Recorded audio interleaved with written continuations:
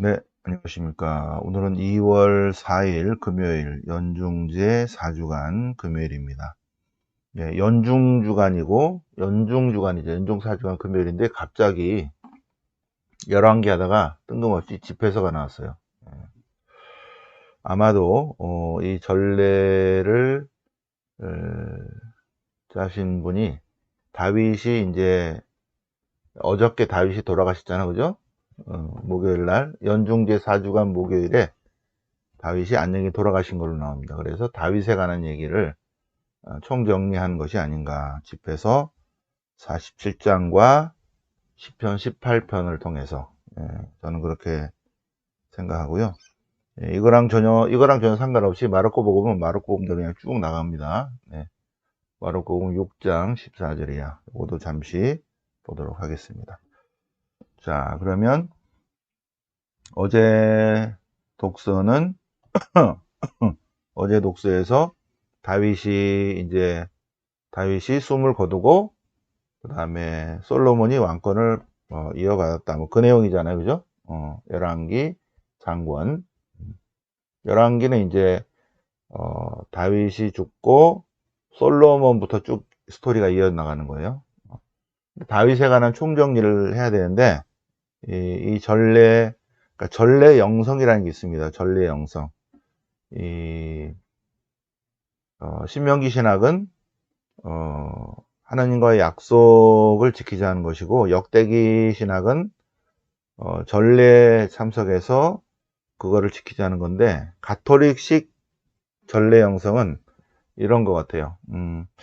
이게 언제 짜졌더라? 예, 그 수도회에서 짰는데, 요런 독서와 복음을 잘 연결해서 미사에 충실하는 것만 해도 영성적으로 풍요롭다. 뭐 그런 전례 영성입니다. 이게 전례 영성. 예, 아마 그 수사님들이 이렇게 짜지 않았을까 생각이 돼요. 열왕기 다음에 집회서 이렇게. 예, 그냥 제 생각입니다. 자, 그래서 집회서 47장을 보면 다윗에 관한 얘기예요. 그죠? 집회서 쭉 보면은 그 앞에 여러 가지 훌륭한 분들 나오고 집회서 47장에서는 다윗, 솔로몬 그다음에 쭉 나옵니다. 자, 그러면 다윗은 어떤 인물인가? 다윗은 다윗은 다윗은 하느님이 특별히 선택했다는 것입니다. 그리고 하느님께서 선택했고 하느님께서 힘을 주셨다. 힘을 주셨다. 그래서 다윗이 주님의 능력으로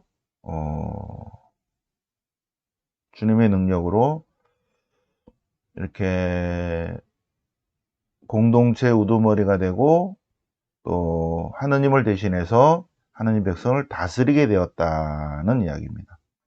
그런데 집회서에서 다윗을 칭송하는 것은 그래서 그는 주님께 찬미를 드렸다. 온 마음을 다해서 찬미의 노래를 부르고 주님을 사랑했다. 그리고 그는 성가대를 자리 잡게 해서 성가대의 목소리로 주님을 찬미하게 했다. 그리고 근데 노래를 하게 했다. 그리고 다윗은 주님의 성소에 아침부터 주님의 성소에 주님께 대한 찬미를 울려 퍼지게 했다. 그래서 하느님께서는 많은 잘못을 저지른 왕이라고 해도 잘못을 저질렀죠. 그래서 그를 용서해 주었고 그에게 왕권의 계약과 이스라엘 영광스러운 왕자를 주셨고 그 왕권이 영원히 이어지도록 하였다 하는 집회서 47장이 나오는데 집회서 저자의 묵상입니다. 집회서 마우스가 어디 갔어? 이쪽으로 가야지. 이렇게 집회서 47장. 여러분들이 집회서 47장 한번 직접 성경을 펴 보셔야 돼요. 이 강의만 들으면 안 되고. 그 다음에 이제 여기 그 다음에는 솔로몬도 나오고 르하브암, 그 다음에 예로보암 이렇게 쭉 나옵니다. 자, 그런데 시편은 시편 18편이에요. 오늘 화답성은 시편 머수가 어디 갔어? 이렇게 가야지. 시편 18편이야. 근데 시편 18편은 마이너스 300년경에 편집됐죠, 그죠? 근데 이 18편하고 뭐가 똑같냐면 사무엘기 하권 22장이랑 똑같아. 예. 약간 글자가 다르지만 거의 똑같습니다. 사무엘기 하권 22장. 누가 누구를 베꼈을까요? 누가 누구를 베꼈을까? 덴뿌라가 오뎅을 베꼈죠. 그죠? 덴뿌라가 오뎅을 베꼈어요. 예. 생각하는 사람의 조각가의 이름은, 그래서 이 학생이 댕은 댕인데 무슨 댕이더라 그러고 로댕을 못 쓰고 오댕을 썼어. 이렇게 생각하는 사람의 조각가 이름은 댕은 댕인데 무슨 댕이더라 그래서 이 학생이 오댕을 썼어. 오댕. 근데 그 뒤에 있는 학생이 이렇게 보니까 오뎅이거든. 그러니까 오뎅이라고 쓰면은 선생님이 컨닝했다고 그럴까봐 덴뿌라라고 썼다고. 그러니까 선생님은 누가 누구 걸 베꼈다가 딱 알죠. 덴뿌라가 오뎅을 베낀 거죠. 누가 누구를 베꼈다고? 사무엘기, 그러니까 시편이 사무엘기 하권을 베꼈죠. 왜 그래? 예, 왜 그러냐면 여기를 보시죠. 자, 우리가 엊그저께 얘기했듯이 신명기 역사서가 언제 쓰이냐면 요때 쓰이죠, 그죠? 신명기 역사서. 이거 왜 이렇게 다시 지우개로 지우고 다시 파란 걸로. 자, 신명기 역사서가 622년 요때 쓰입니다. 이때. 신명기 역사서가 요때 신학화 작업이 이루어진다고 그랬죠. 예. 신명기, 여호수아기, 판관기, 사무엘기 11개예요. 사무엘기가 이 안에 들어가 있습니다. 사무엘기, 여기에 사무엘기 하권 22장이 여기에 편집되어 있습니다. 여기에 622년부터 609년에 이제 609년에 죽죠, 그죠? 예, 그리고 이제 608년에 이제 예레미야가 이제 하도 뭐라 그러니까 이제 예, 하나님 말씀을 절하는 거죠. 자, 그러니까 사무엘기 하권은 이때 초본이 완성이 되고, 지금 시편 18편은 언제 돼? 시편 18편은 여기 요때 여기 시편 18편은 시편의 최종 편집은 마이너스 300년에 된다. 왜 마이너스 300년에 돼요? 뭐 땀시? 예. 뭐 땀시 되냐면 요 515년 제2성전의 전례가 필요해서 이제 되는 거죠. 그래서 제2성전이 완공이 되고 거기에 이제 백성들을 위한 전례가 행해되잖아요. 그전에는 왕만이 제사를 드리는 건데 여기에 이제 전례가 필요하니까 많은 시편들이 여기서 이제 편집되는데 최종 편집은 마이너스 300년경에 예언서도 그쯤 돼서 편집이 되고, 물론 이제 부분적으로 많이 이렇게 됩니다. 그런데 그거를 줄일 건 줄이고 뺄 건 빼고 해서 최종적으로 아마도 마이너스 300년경에 예언서도 거의 다 우리가 가지고 있는 예언서가 완성이 되고 300년 그 다음부터는 이제 수정 안 하는 거죠. 시편도 이때 완성되었을 걸로 생각합니다. 그러면 사무엘기 하권 22장은 이때 되고, 시편은 이때 되고죠. 누가 누구 걸 베껴요? 덴뿌라가 어디고 오뎅이 어딘지 구분이 되죠? 자, 그러면, 여기를 보면, 사무엘기 하권 22장이랑 시편 18편이랑 똑같아. 거의 똑같아요. 예, 나중에 글자 이게 두 개 보고 이제 비교해 보세요. 사무엘기 하권 22장은 다윗의 승전가입니다. 여기서부터 이제 시편 18편이 쭉 똑같아요. 베꼈습니다. 이쪽이 오뎅이고 여기가 덴뿌라예요. 자, 그러면 시편 18편은 이렇게 찬미에 관한 얘기가 나오고, 그 다음에 5절부터 20절까지는 주님께 막 곤란한 지경이 들어서 주님께 도움을 청했다는 것입니다. 그래서 그분이 건지셨다는 것이고, 그 다음에 21절부터 29절까지는 묵시문학의 묵상이 좀 나오고, 30절부터는 이제 주님께서 힘을 주셔가지고 내가 손 좀 봤다, 뭐 이런 내용입니다. 그리고 다시 47절부터는 찬미에 관한 얘기가 납니다. 그러니까 이게는 찬미가 맨 앞에와 맨 끝에 두 군데 이렇게 딱 나오죠, 그죠? 주님께 찬미 드립니다. 감사합니다. 주님은 살아계십니다. 나의 반석 주님께서 찬미 받으십시오. 찬미 찬송 부릅니다. 이런 내용이고, 이것도 똑같이 찬미 드립니다 하는 것이고, 5절부터는 제가 아주 공경에 처했을 때 주님께서 저를 건지셨습니다. 제가 주님께 부르짖어서 도움을 청했는데 그분께서 제 도움의 소리를 귀 여겨 들으시고 손을 뻗어서 저를 이끌어내셨습니다. 저를 구하셨습니다. 감사드립니다. 그런데 나는 어떤 존재인가? 나야말로 주님의 길을 지키고 모든 법규를 잘 지키고 규범을 지키고, 주님은 어떤 분이냐? 충실한 이에게 충실한 분으로, 결백한 사람에게 결백한 분으로, 깨끗한 이에게 깨끗한 분으로 갚아주시는 분이시기 때문에 내가 왜 이렇게 건진받았냐? 내가 하나님께 잘했거든.